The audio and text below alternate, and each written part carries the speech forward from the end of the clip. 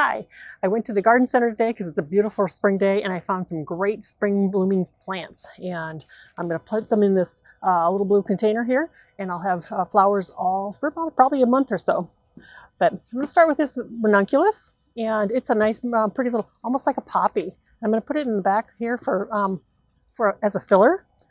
And then I've got this great hot pink dianthus that I can put in the back. It'll give it some height and a lot of color. It's got a lot of little buds coming.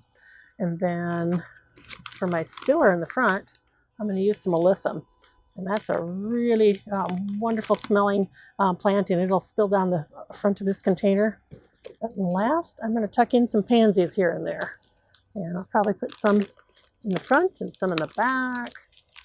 And then we're going to have a beautiful spring container for at least a month or more.